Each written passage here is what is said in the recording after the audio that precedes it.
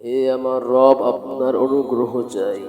হতাশা চারিদিকটা ছেয়ে আসছে, চারিদিক থেকে শয়তানের হাতছানি। নষ্ট কৃষ্ণার কত কি গুনাহ।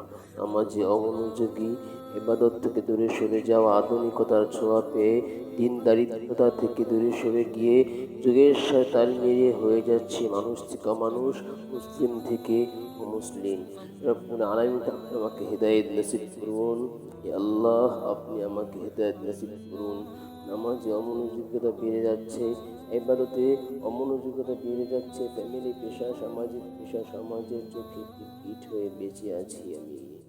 এই আল্লাহ রব্বুল আলামিন, তবু আমি নিরাশ হইনি, কারণ তুমি বলেছ বান্দা কখনো নিরাশ হয় না।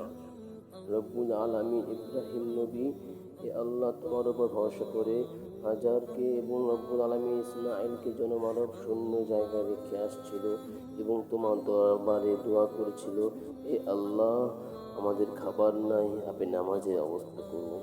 কত চিন্তাশীল দোয়া ছিল সেইটা। আমাদের খাবার নেই, আপনি নামাজের ব্যবস্থা করুন।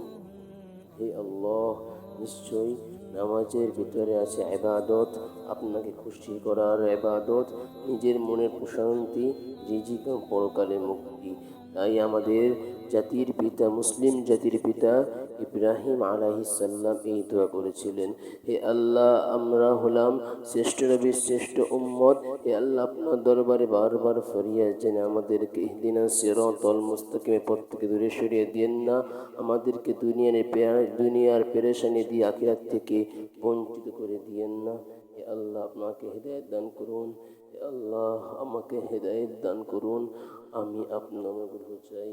হে আল্লাহ, আমাকে হেদায়েত দান করুন।